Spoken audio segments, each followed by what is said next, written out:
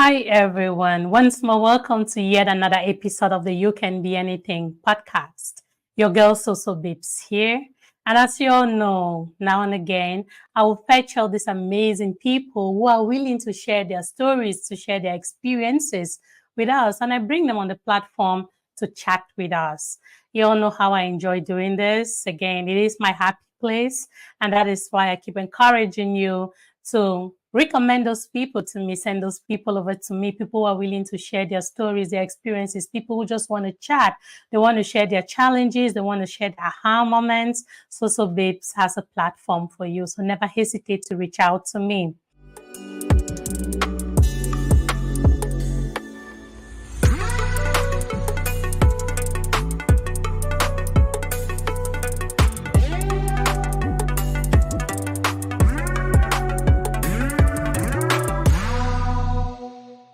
So today I am honored to be talking to someone that I've admired from behind the Cameroon social media space. I've admired what he does. And again, one of the main things that intrigued me about him was his voice. Today I just learned that he is a voiceover artist. I bet that is why. Today I'm honored to have MC Dibenja. MC Dibenja is the founder and the creative director of the Six Studios Network. Under the Six Studios Network, they have a plethora of other shows that they run, and he's going to be telling us about this. Thank you so much, MC Dibenja, for accepting my invitation. And hey, you're welcome to the You Can Be Anything podcast.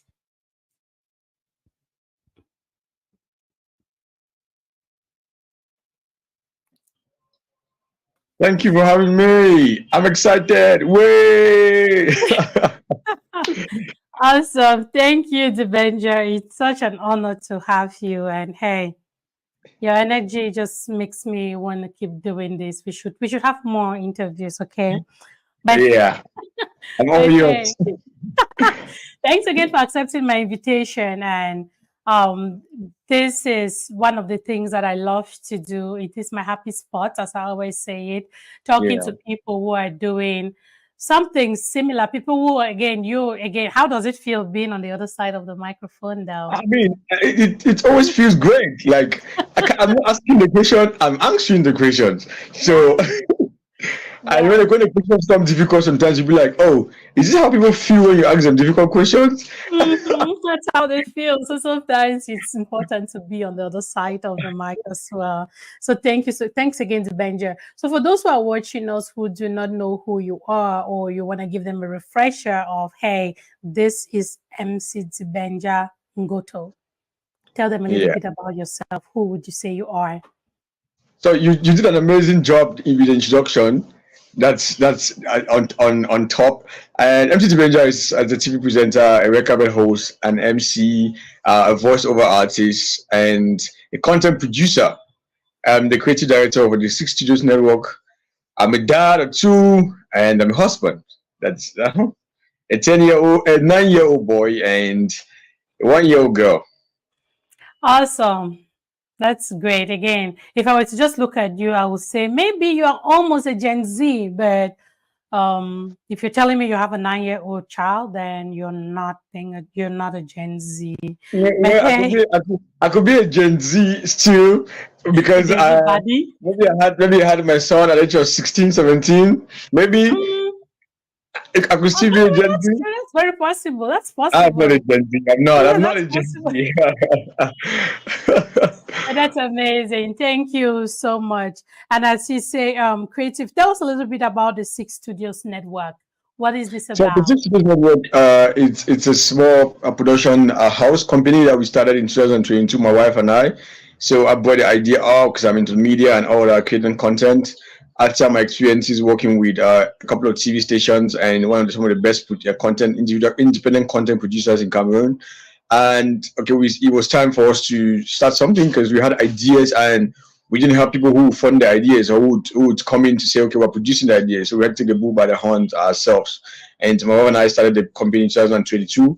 And so we produce content for TV and social media and positive content. We're trying to put our voice together to try to see how we can help build the industry together. You know, everybody's doing their own part, just like you're doing your own part here. We're trying to do our own part to see how we can produce, put the industry forward, and at the same time trying to build a business. You know, because we're investing money in it, and so it's an investment that we're doing. So we produce our first show we produced on the Six Studios Network was Chat Center in 2022. We produced Chat Center season 1. We're still trying to talk to people who can get on board to go for season 2, because the production now is now big, and we cannot just handle it on ourselves, you know, because we're actually a startup. And then we have Tales and Cocktails, which is a co-production between the Six Studios Network and Zilmatic Pictures of Closer Oben. So yeah, and then we have other small productions that we're doing, small shows that we're doing, creating platforms for people to be heard. You know, we're trying to make people have platforms where their voices can be heard. Small young creatives in the industry. So we did Diaries. So Diaries is one of our latest productions, our latest creations. And then we have Glameron. Glameron is everything fashion, style, and glamour in Cameroon when it comes to behind the scenes of celebrities getting ready for events, glam moments. We have makeup tutorials. We have style tutorials. What you should wear to what event. Those are contents that make up Glameron. So as content creators, we are always trying to innovate. We're always trying to think when one part of the company is stuck somewhere because we're looking for funds. We're trying to create something that would keep the company running. Because we looked at it and said that since we don't have the funds that we need right now to do Chat Center season 2, let's create something that would not require us a huge budget, but we impact people. We have a huge impact, and that's why we started Diaries. So that's the Six Studios Network. Awesome. That's amazing. Before we go into talking about the details of the Six Studio Network, talking about Tales and Cocktails, Glameron, Diaries, Chat Center, and all of that, I would, if you don't mind, please tell us a little bit about your background. The reason, and again, I just want to tell you why I bring up this question is, as you hear from the name of my podcast, You Can Be Anything podcast, I try to encourage people to know that sometimes in life, we all grew up going to school and doing stuff, but then as we mature and we become more entrepreneurial, we have to build families. We see that need to diversify our niches to get into something else. And I use myself as an example all the time. Yeah. I am a linguist by nature, linguist, bachelor's, master's, and some PhD even. But today, linguistics is not putting food on my table. Right. So tell us a little bit about your background, being in the entertainment industry and doing all the production that you are today. Is that something that you studied back in school that you're actually putting into practice? I studied in school. I studied English language, just like your podcast. The podcast says you can be anything. I believe that you can be anything that you want to. And I really like the name of the podcast, just to say that. Because it motivates people. It motivates you to know that it's not just about what you studied. Because I've never used my degree. It helped me because it shapes a lot of things about my life. I can't say that it did not. But when it comes to my profession, my career right now, there's nothing about it that is related to my background studies. I've just been a talkative from birth. You know, like my uncle used to call me Ukwa when I was a kid, because I was always in the face of everybody, always talking, always wanting people to listen to me. And I've always liked to talk to people, you know, to talk to people. Back in 2011, 12, 13, I think, I volunteered for UNDP to go do sensors for mosquito nets. And I saw how much I used to go to around Meme. I used to talk to people, go to villages and explain to people what we're doing here. And all these things made me feel like my thing is to talk to people. You know, interview people, ask them about their lives. Yeah. So from one thing leading to another, joining the journalism club in high school, and then getting to university, taking a minor in performing arts. Then I started liking acting. So when I was on stage all these times, my friends would always invite me to host their birthdays and all these small events. As I see myself doing it. And then a friend who is in Dubai now, he was like, why don't you go apply on a radio station? Why don't you go look for a job on a radio station? Because whenever we're together, when we listen to the radio, I'll always repeat what the journalists are saying on the radio. So whatever they say when we're together, I'll always keep repeating, and he will look at me like that. I'm like, why don't you do that? But I had this setbacks because I used to talk so fast and I used to stammer a bit. And I was like, I want to do this.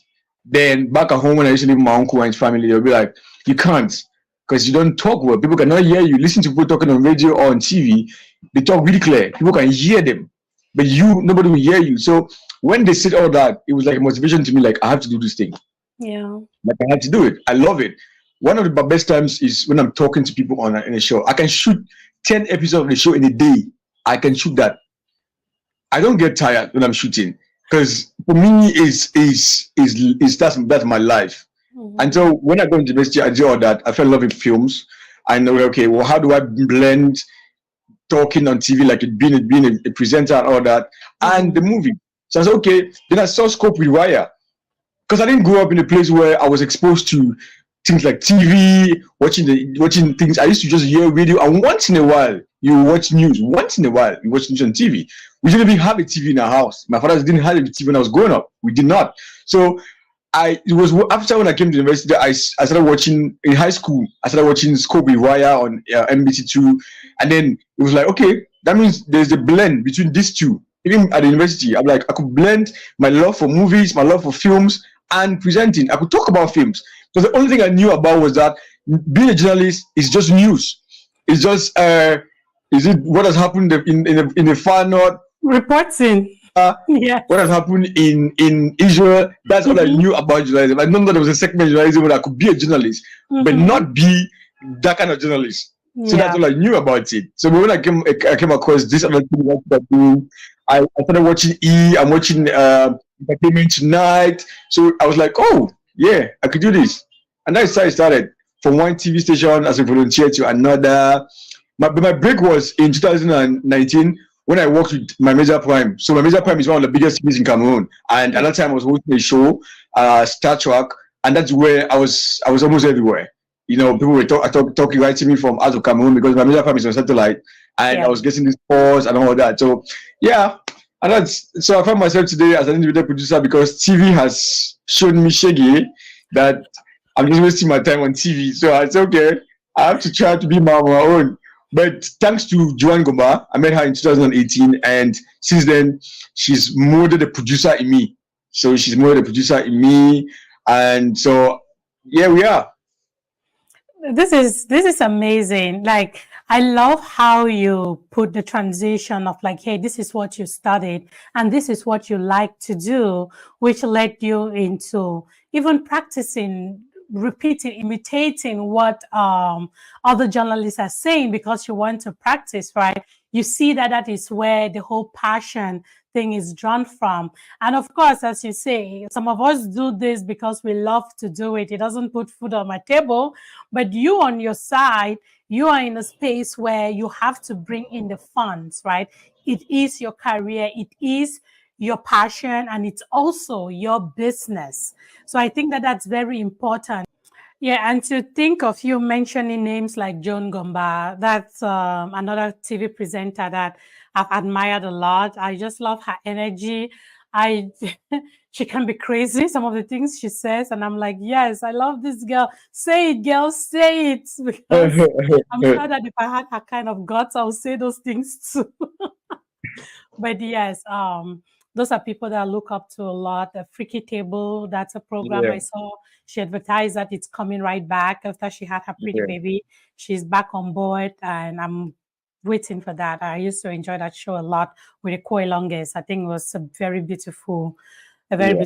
I've forgotten the other guy's name, but I know they were used to Yes, yep. I love it. It's a beautiful crew. I always say that if I was in Boy, I'll probably apply to be on a show with them. To host with them, to be one of them, to be their standby host. Standby host. Yes. So we produced that actually. We produced that. We're behind. We were the technical crew behind. Well, technical crew behind chat and Fiki Table actually. Oh, yes, okay. I was the production assistant, the production manager for Fiki Table. So that's good. I enjoy that. Again, I'm happy that she's coming back. It's such a beautiful show. And bigger. She's coming back bigger, you know. Yep, yeah. Awesome. And you also made mention of Glamourone. I know I saw a little bit of Glamourone during Camif. Is that correct? Yes. Yes. Okay, then I got it right. Yeah. Awesome. That's also tell us a little bit about the whole Glamourone concept. So Cameroon, I started seeing that the fashion industry in Cameroon is growing is growing rapidly, and this like I said about people ignoring some sectors and some others in the industry. So I looked at the fashion industry like this will need some attention. The fashion, the style, and the glamour, it needs some attention. We have amazing artists, we have amazing makeup artists, we have amazing stylists, amazing designers, and all these models. So why don't we create something? So Glamour, we go behind the scenes and look at people and take behind the scene videos of people getting ready for events. We do review videos of your outfits. We go on the red carpet and we do review videos. We go to fashion events. We do fashion tips. We get to makeup artists to do makeup artists do makeup tutorials, all these kind of things. So we're having all that. If you want to release a collection as a fashion designer, you can release it through us. Like we can be the first people to come there and check it out, and then we do a review of it, and then we do like that. So that's what Glamour is all about. It's about the fashion, style, and glamour industry in Cameroon. Yeah, that's beautiful. I watched the one you made of Carol and Lillian. It was beautiful. I was like, oh, that's a beautiful concept. So another thing that you did make mention of that I want us to put a little bit more light on is diaries, right? I've watched quite a few, like a lot of your diaries episodes, and I really enjoyed them. And so far, one of the things that caught my attention in your diaries episodes is the fact that you're talking to these young people, right? Listening to them talk, I'm like, wow, Cameroon has some really good talent. I think of my days when I was in the 21s. Yeah. I think of the days when I was in the 2021s, 22s. I don't think that I was as creative as these kids are today. Tell us a little bit about your diaries program and what you're hoping to achieve with that. So Diaries was created because, like, as a company, we're always trying to create a platform to give people who need that platform to air themselves, their minds out, and then to talk about what they're doing, including chat center. Because we're on a break for chat center because we're looking for probably a partner or a sponsor to get the show going because the budget is really bigger than ours right now, and so we're doing that. And so I discovered that there are a lot of people who need a platform and whose voices need to be heard. We've had Emilian Bejwandem, who has 170,000 followers on Instagram, and these are not bot followers. These are real followers because you see the engagement, you see real people engaging on her content, and she's verified on Instagram. You see she's having 100 and something thousand followers on TikTok.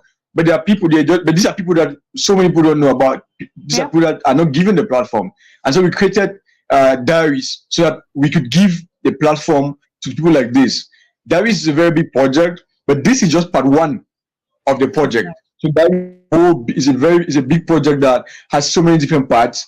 It's a reality kind of thing. Yeah. So we're trying to introduce Diary this is the first segment of Diaries where we have these people come, they talk, they feel free and talk, no interruption.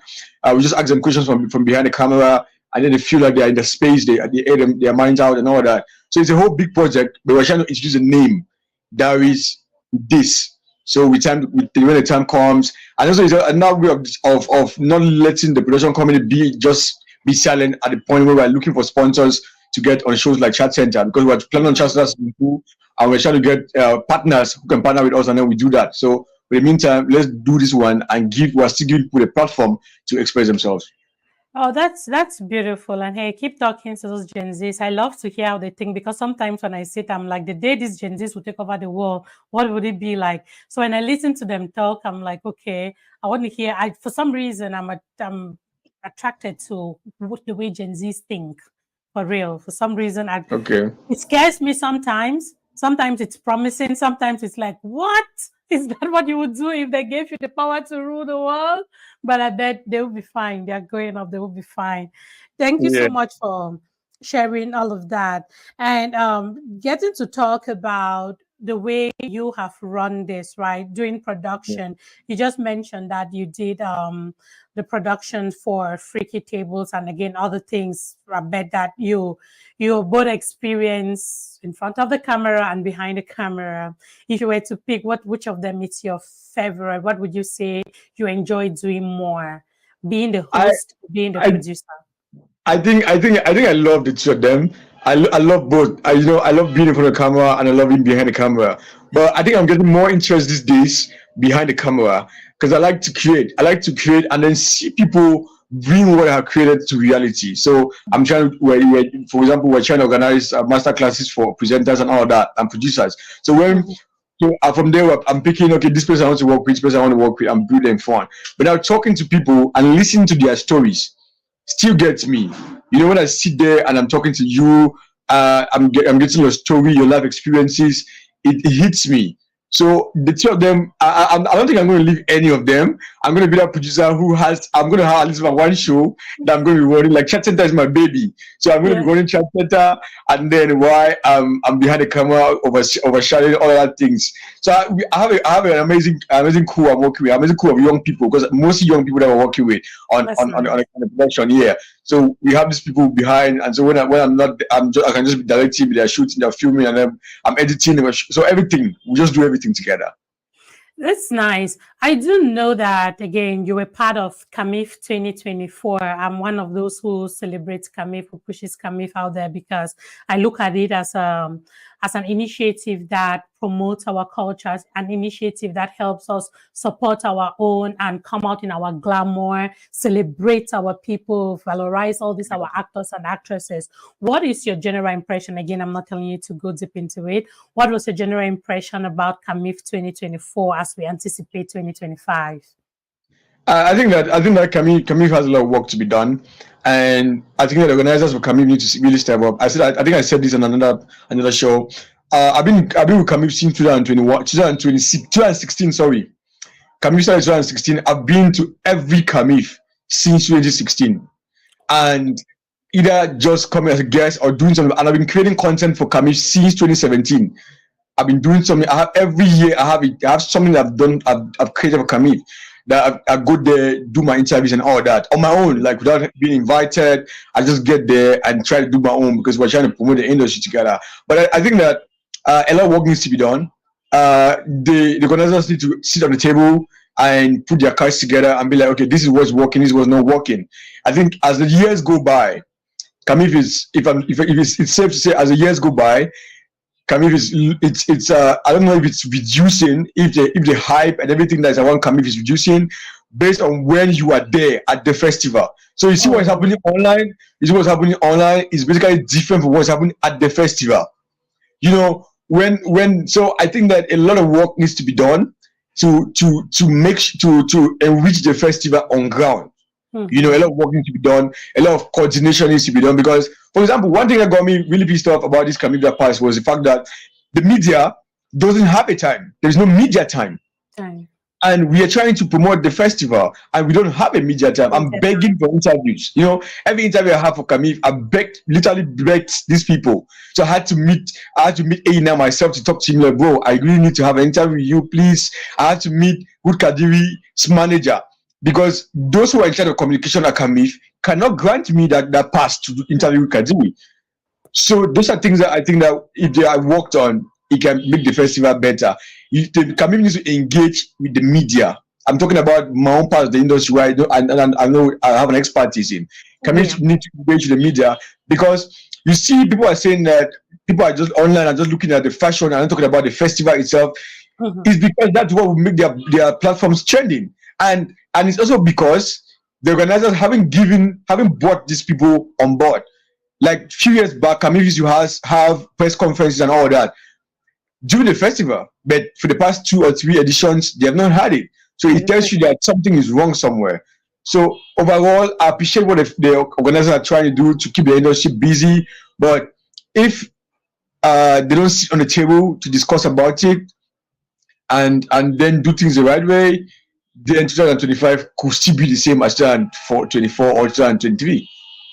Okay, but again, that's a very, like, just listening to you talk, and again, the power of media is not something that can be ignored in a festival like that, Yeah, considering that there is a huge power, there is a huge number of people that are not there physically, but following yeah, up, like, from all over the world. So yes, yeah. that's a very good point to highlight on. And hey, Keep doing what you do. Being able to go there, I watched your I don't cover. think that I'm going to go next year. I don't think that I'm going to come in next year. I don't know. You will. I'll be there. I You don't, have to cover me because I probably will be there. So you have to be there to cover me. You need to do Cameroon for me. So okay, if you're going to be there, I can be there. Because you know when you keep going somewhere, and then you keep feeling like this effort I'm doing. I don't think this is what we it's really appreciated. need it. Yes. You gotta really appreciate it because year in year out, I'm being treated at Camille like someone who's attending Camille the first time. Yep. Like I was talking to someone that one of the guys. I was like, if I don't have an invitation next year as a media company, I'm not coming. I'm not because man don't grow. Like Of course. if you my people don't show me that I've grown, it means nobody will. Because like if I don't get that, so I really appreciate this year. Even this year was different because they didn't send an appreciation after the festival. I was shocked. I was like, oh, really? That's why I posted it on social media. I was like, yeah, guys, they did this. So if you don't do it, I will say it. And when they do it, I will say it. So when you do something right, I will say it. And if you do something wrong, I will still say it. So that's who I am. That's so good. people will be like, people think that sometimes when I'm because okay, they say I might be talking with Gilbert and all that. And then no, if it's going wrong, I'm like, it is going wrong. Let him know, of course. Media. Or I don't have any side, like I want it to be done right. Yep, that is good. And I love that you say that. Again, just as an observer, somebody that started following Camille last year. No, I think I started with him first. Then Camille came. I was like, hey, I want to actually get to know more about this thing. Someone that has not been on the social media space like this before. And I'm like, hey, I'm interested. I want to see what is happening and support these things in my own little way. I love that you're giving your honest thoughts about it and putting these things out there so that they can listen and say, hey, I bet one thing for sure is I bet that this whole media thing needs to be taken seriously because this is when you don't do that, the people who are there with their gadgets and stuff, what they show us is what we take of the festival. But if you have those press conferences and you have media houses that are covering it, we'll go to those media houses and watch them, and that is where we digest the authentic, the original. I digest the real facts of it without necessarily. Exactly. This is like a month after Camille. This is like almost a month after Camille, and I think that I'm the only person who has published interviews from Camille. Okay, Camille interviews. Yes, I've seen yours. I'm the only person who has published interviews from Camille. And then when I look at it like when that happens, I mean you guys should see that when the next edition is coming, these people who have been doing some work around you guys, you can reach out to them. Oh, it's coming. Can we just sit down? They never ask you, say, me, I give 1 million or my no. Just call people. We can sit down. People, human beings like that. Everybody who has a platform just wants to feel like they are appreciated, like you recognize that they have a platform. So I spoke to even the organizer for Simfest. When I was talking to NLB last year, I told him like, bro, I really want to join you guys to promote Simfest, but if you cannot send me an email, I'm like, okay, this is what we're doing, and all that, then I'm not going to put my hand and I'm going to post anything. So they did their promotion throughout Simfest until the time where I had an interview on my show, and then I said that to him, and then he was like, I'm going to send something. I sent it to my inbox, and then I was like, okay, so you could do this to my, and then I joined familiarity. You know the thing they say about familiarity, right? It's really true that familiarity breeds contempt. That's true. Exactly. But again, when it comes to business, we cannot condone that, right? No, we cannot let it. You have to be able to stand your ground. You are MC Dibenja. You're also a businessman. You have a brand to protect. You not just carry your gadgets and go to Camille for Simfest to go. Of course, we want to give back to our community, but at the same time, you want your community to acknowledge you. You want your community, because if they don't acknowledge you, who will? Who will? You're not expecting people from other parts of the world to come and say, hey, this is a media house that has been doing this great job and we want to acknowledge. You don't know. It has to come from them. So, hey, speaking out, I bet you that is the best thing that you've done, and I bet that it goes places. You see me, I am not a controversial person. I will not call myself a controversial person, but I have some really whimsical thoughts sometimes in my head. It's just because... I think you're one of the most peaceful people I've seen on social media. I think you're one of the most peaceful people I've seen on social media. I'm peaceful. I try because I'm not, again, it has to do with the way people are, right? But I want to Yeah. get your thought on something. Personally, I love this. You're a media personality. You're in Cameroon. You're on the ground. You see all of these things. You go to all of these events, these festivals, all of these, how do you call them, shows, and all of these things. You are on the ground. You know what is happening on the ground. What is your general thought about 80/20? What do you think about that movement? I think as a content producer myself, I would definitely want my content to be consumed by my people, to be valorized by my people. And if that happens, it's going to be a great thing. But again, I really cannot shove down content on the throats of my people. So if it's not good, if they don't feel like they want to engage in it, do everything that you can to make them engage on it. As long as you're not hurting anybody, as long as you're doing the right way. So 80/20 is not a bad thing. So you say, okay, let's come. Because I think every country, I say this all the time. Every country, even on my show, even on my show, when I had Gilbert and see why I said it. I said every country in the world has this quotas where you have consume this local and consume international. And so it's being in Cameroon is not a strange thing. Cameroon has a law of 60/40, even though it's not implemented. So I think that it's a good thing. It's not a bad thing. But then many people like myself have a problem with the way it's being carried around. 80/20 should not be carried around like hate or something.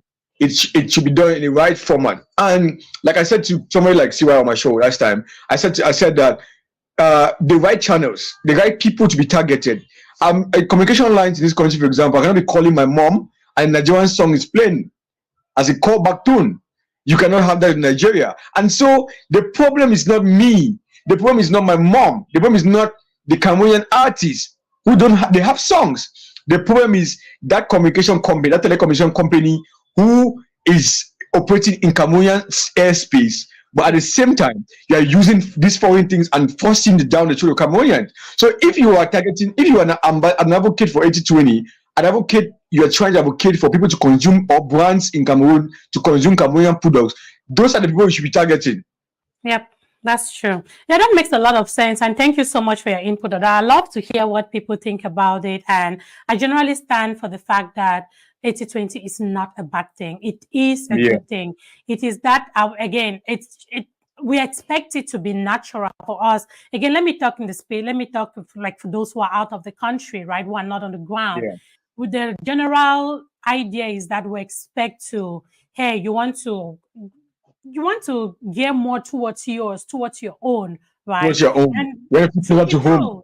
Yes, like, hey, what is this? Truth be told, out here, it is very common that if you want to hear African songs, they're mostly going to be Nigerian, South African, Ghana most of the time, right? So even when I go to a bar and I'm sitting at a bar and they play an African song, most of the times I will guarantee you that it's Nigerian. I wouldn't lie to you. But again, that's because they have that power.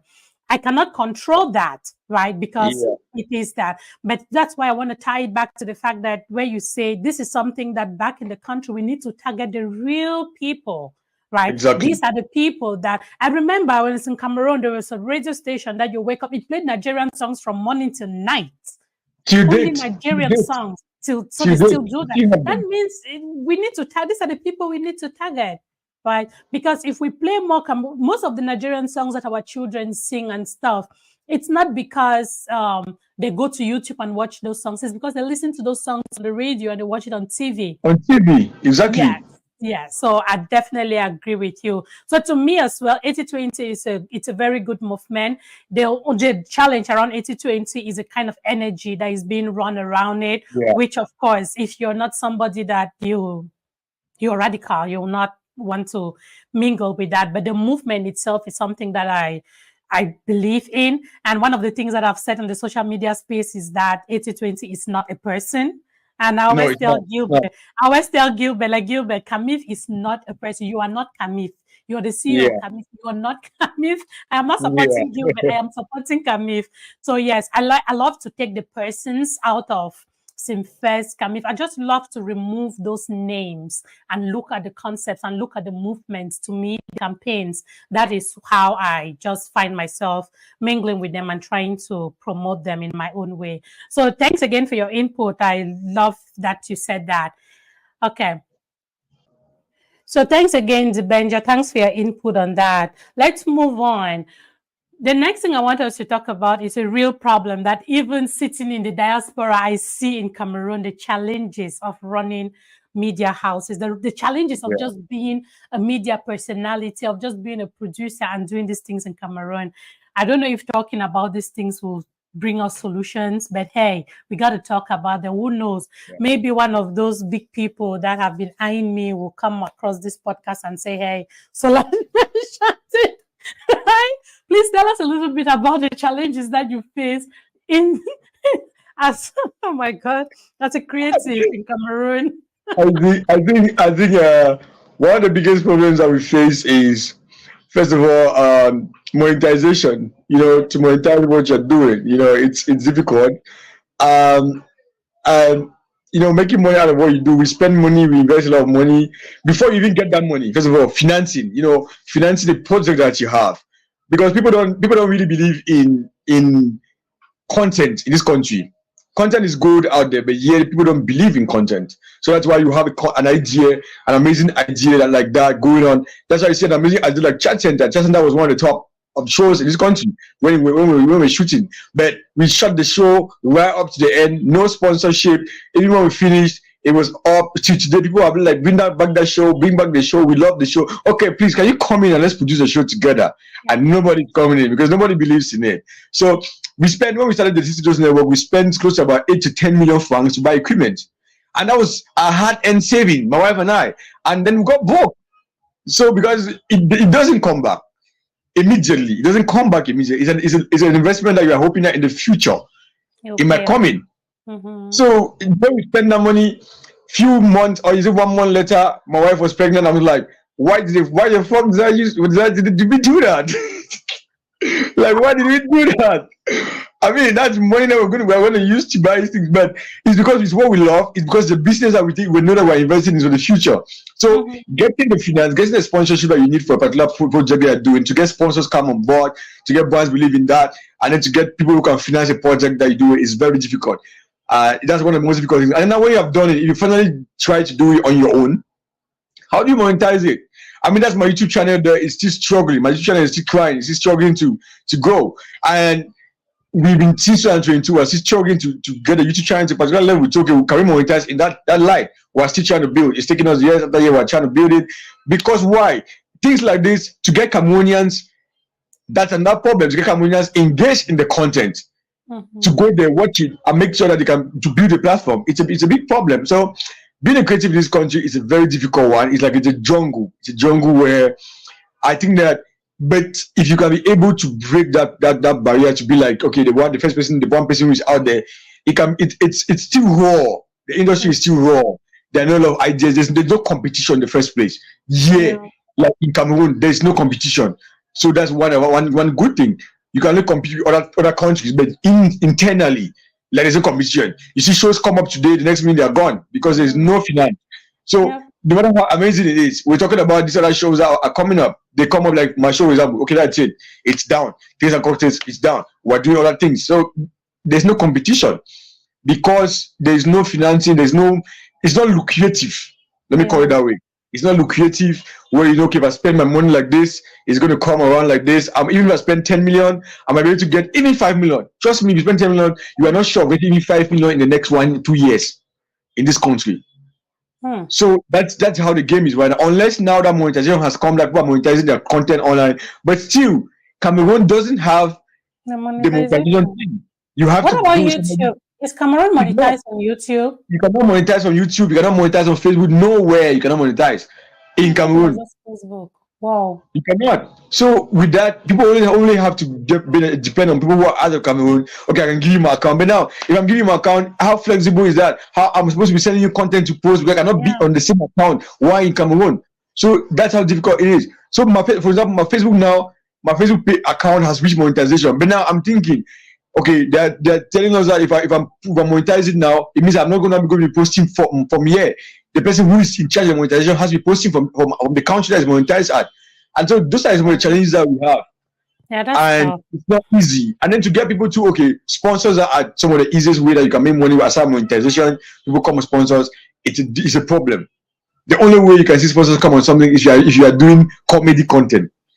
At least comedians are the only people that benefit from sponsorship in this country. To get people like us who do shows like this and all that, or podcasts But and all again, that. if you were to get sponsors as show, it's just that means a media TV needs to buy your content, right?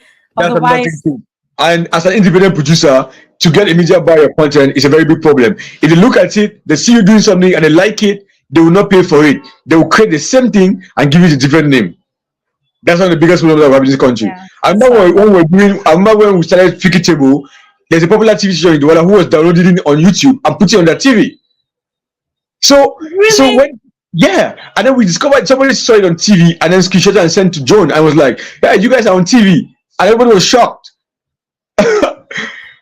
Why can't they just come and say, hey, we want you to have a slot on our TV and pay for it? Is that not how people grow? That's the country we find ourselves in. That's unfortunate, though. Very, very unfortunate. It's not easy down here, I swear.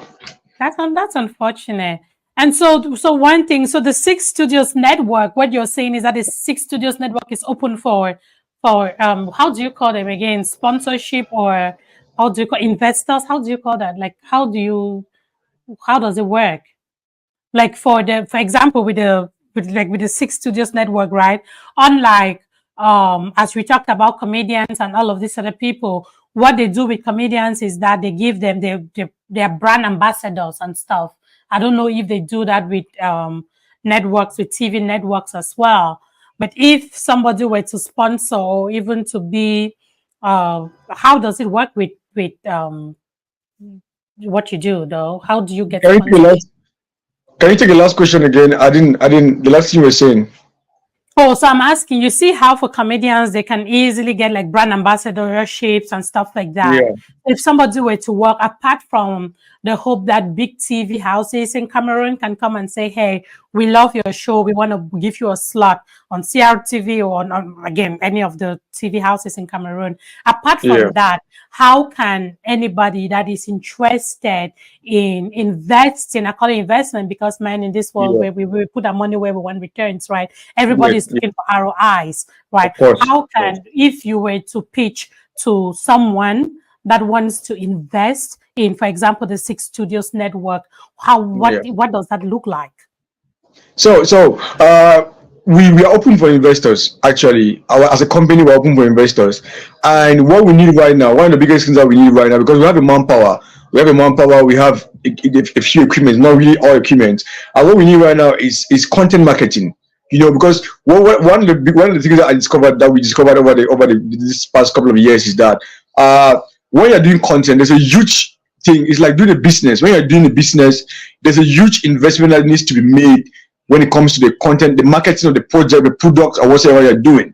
So one of the biggest problems that we have is content marketing. So it's a whole huge thing on its own. Because someone like myself, I'm a creative.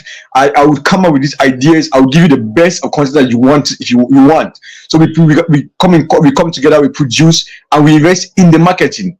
So because if we invest, because there's money on YouTube, there's money on Facebook, there's money on all these platforms, on streaming platforms like Spotify and the rest. So what it takes now is, if you want to get this money, you need to invest money in the marketing of the content that you're producing. Yeah, a show like Fiki Table is where it is because, okay, the executive producer, for example, Fiki Table has an executive producer who's behind the scene, and so they're investing. You see, Fiki Table goes to Nigeria, for example, to go shoot for Nigeria. That's a PR move. That's a marketing move. So they're going to shoot there because that's a marketing move. And all that needs a budget. So we are open to do content. We're open to receive investors, even if because we discussed about it and said, okay, you know what? Even if it's to give some percentage of whatever we have here as a company. Because one thing I've learned all throughout the years is that you cannot build alone. It's difficult for you to build to the level that you want to get to. It's difficult to build alone. I used to be really scared in letting people come into my stuff. But then I learned that you cannot build alone. If you want to get to where you are trying to get to, you cannot build alone. So you need to let people come in. So we're open to bring in partners that we can partner. We give, if possible, give our percentage. We produce. We have a business plan that is already is down for the company in general, and to say, okay, this is what we need right now as a company. This is what we need right now as a company, and this is, if we get this, this is where we can be in the next 1 year or the next 6 months to 1 year. This is where we can be. So it's all drafted, and we're not just doing stuff. So everything that you see us doing, every show that you see us doing, every time that you see us going out, we have it planned out. We have it mapped out. And so we have a direction that we're going. It might be slow because of probably limited funds and all that, but there's a whole structure that we are building. That, and there's an amazing idea. I don't want to give it up here because I'm gonna give it up here. Somebody's listening, and then maybe I'll talk to you after this about it. An amazing idea that as a studio we have. So we are not looking at just this Cameroonian level. We're not looking at what everyone is thinking here. When I sit down as a creative director, I think when I look at other things, I'm saying that, okay, they say we have a long way to go, but we can do a lot more right now. Yeah. Yeah. That's good. Again, thanks for putting that out there. It's always important for people to know how they can come in if they're interested, and if this is something that moves them, how they can actually be a part of it. So thanks for putting that. Again, we've talked about that challenge, that money challenge, a financial challenge. But another thing that you and I know that we cannot, it's the elephant in the room, this network palaver in Cameroon. Like, how are people? But I do have a question for you. I have a lot of people who have again, I have guests that have joined the show from Cameroon, and the network issue is always the same. But I also know people who work remotely from Cameroon. Is that, how can they succeed to do that? But yet, most of the time we still hear this internet wahala up and down. Sometimes it's not really that bad, but it's bad. But sometimes it's not that bad. Especially it depends on the kind of connection you're using. So there are people who use optic fiber in the house. Internet in Cameroon is very expensive. If you want to get to that level where you don't have a problem, so it's very expensive. But you can get there. If you can pay for it, you can have it. Yes. So it's pay as you want it to be. You can pay, for example, MTN. All these networks. I'm not doing advert here. Most of these networks, you can actually get the network, but you have to pay really high for it. So these days people are switching to Starlink because sometimes you can even pay for it and you don't even get the result. So in the studio, I go to the studio up here, and they have Camtel, and sometimes it's very good, it's very fast, but trust me, there are times that you go for weeks and you don't have internet.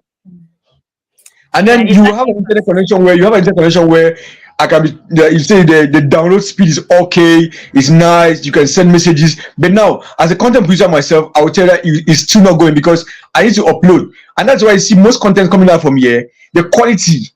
If I take the quality that we shoot, for example, we shoot in high quality, but I have to step it down so that I will meet that standard to upload, because to upload something like 1 gigabyte in Cameroon, merde.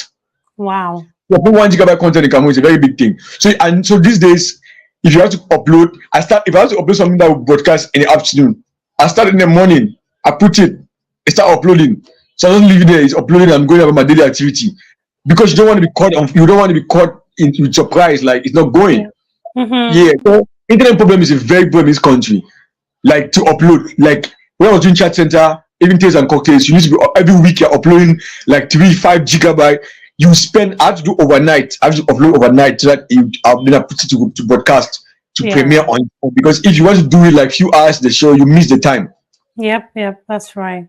Wow, that's again, every day we say we hope that things get better and stuff, but I know for sure that that's a real problem. When you talk to every creative in Cameroon, that's always one of their biggest cries. After finance, it's always internet. They're like internet connection is really bad. This has been a great chat, Dibenja. Is there anything that you wanted to also talk about? I think I've not brought it up. I think we said everything. I'm just going to be clear the fact that we're open for partnerships as a company, and we have amazing ideas that you want to hear them, and so we're open, so we're open to create. We're open to, for now, we've been existing since 2022 up to today.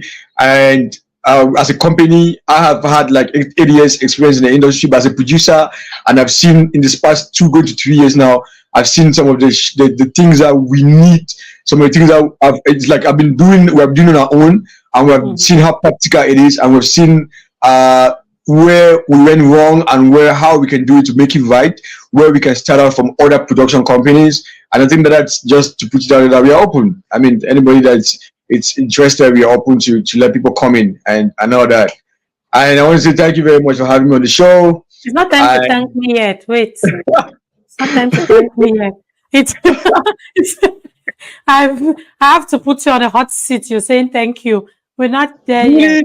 You see that same thing that you do to those Gen Zs, right? Yeah. I see that again. You can still hear me, can't you? Yeah, I can hear you. Hear me, right? That's fine. Yes. Let's go without the video. You see the same thing that you do, same thing you do with those Gen Zs. It's time. It's your turn, right? And what is going to happen is that I'm going to put you on the spot, and based on your niche, right? Based on what you do, right? Yes. I'm going to have you. I'm not going to take the lower one. I'm going to take the top. I'm going to have you list to us 5 of your favorite TV presenters in Cameroon. The mic is yours. Okay. My top 5 TV presenters in Cameroon, like in no order. These are just people that come. Like I have a lot of people that I respect so much in the industry, but this is just those are in my head right now. So I have Joan, who is my mom and my industry mom and all that. So number 1, I have Steve Fonkam, who's also amazing. I have Ivan Dumbe. Eva is an amazing presenter. I have Patience Mbele, and then I have Darlene. I have Faith Tata. Then if I'm going to number 6, I'll go to Darlene Younger. So that's the list, like a lot. That's nice. Again, you listed those are people that I listen to as well in Cameroon. Yeah. So it means you know. I can list 20. I can list 20. I asked for 5. You gave me 6. That's for 5. So I can list 20 because all these people, I appreciate everybody, all what they're doing to bring the industry together and to make sure that with the industries. Because back like 2 or 3 years back, let's say 4 years back, we didn't have a lot of these people, we didn't have a lot of these shows and all that, but now they're coming up. And I'm excited because it's not just one person that the eyes are on. There's so many people that you can look. You have options. So I'm excited about that. Yeah. Yep. I love that. That's beautiful. So again, I do not want to make things hard for you by telling you to list your worst. I wanted you to. I don't have worst. I don't have worst. Yeah, I should have gone that route. Hey, this is that time where I give you the mic, and please, if you want me to turn off my video, I'll turn off my video. I don't want you to turn your video. Keep it on. I want you to talk to the world, right? I always have this imagination that I have the powers. I don't know if that's going to come when I'm already an old woman, but I have the imagination that I have the powers to just speak to the world. And I have that power to hand over the mic to anybody that I want to, that I trust, or that I believe in, that person can speak to the world and make a difference. And I'm not somebody that is driven by crowd. I am driven by an impact, even if it's just one impact. So you're honored to be in the spot where you get to own the Soso Babes mic and you talk to the world. Right? I was a little bit worried that you want to run away, but you're here. I'm not running away. You're at the point where you own the Soso Babes mic and you get to talk to the world. What would you tell them? And if you can do this in your voice over voice, I'm going to so much. I haven't eaten, so I don't know if that voice is gonna come, but let me just try it. The mic is yours. It's gonna come on. The mic is yours. Yeah, hey everybody. This is MC Dibenja. All I want to say today is keep doing what you do. Never stop. There is always light at the end of the tunnel. And, if I could do this, if I could be here right now, I think that you can be whatsoever you want to be. So don't stop. Keep doing it. Keep going. I love you all. Awesome. Thank you, MC Dibenja. This has been an amazing interview. So relaxed. Your energy is beautiful. I could just chat and laugh with you again. It's amazing when I talk to someone that has such a lovely spirit, and it just makes me want to do this more. Thanks again for all you do in the community. Please give a shout out your, I know your Facebook is MC Dibenja. That's the one I follow. What about Yeah. YouTube? So before I go, I have this thing that before I say that, I have this thing that I always say to people: if if you are going forward and you are going to a particular direction and you get stuck, change your direction and look for another direction. Don't stay there. Don't fall down.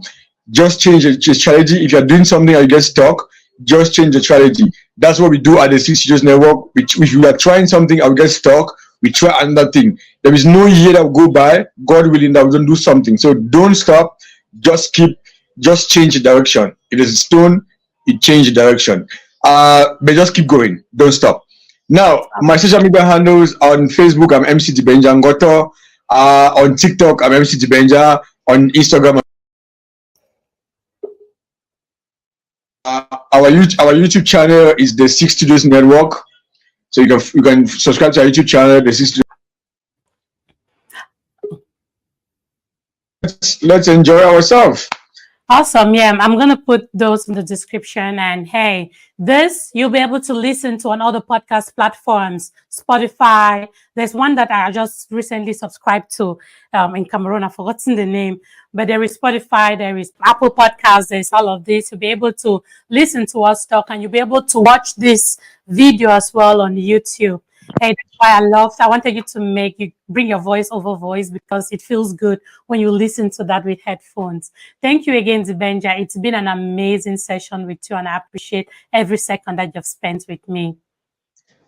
Thank you so much for having me, Solange. I appreciate having me on your platform. It means I don't blow. I don't blow. Marco Village.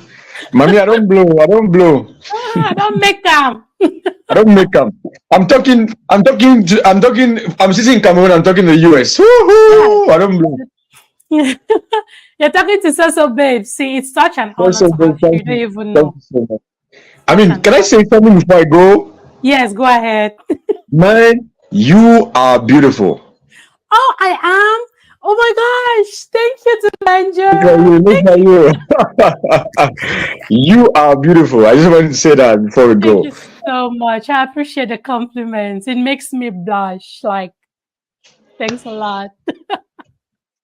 Thanks again. My warm regards to your wife and children, and thank your sister for letting you use her device. Please don't make her remember. I start putting some wings on my shoulder. Awesome. Thanks again, man. I'll talk to you. Hey guys, and that was my chat with MC Dibenja. If you notice, my lighting went down a little bit, and this is all of how long it took me to chat with him. And it's been rainy, it's been sunny, everything happening. The weather is changing. When you use natural lights, this happens. But hey, it's been an amazing session.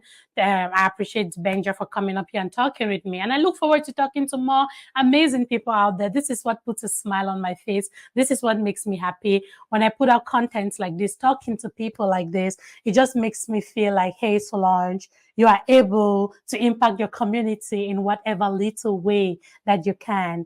Thanks again, guys. Remember that you can be anything. And in the process of becoming anything, remember to be good to each other. One tiny little act of kindness can just change someone's life. Be blessed, and remember, I love you now and always.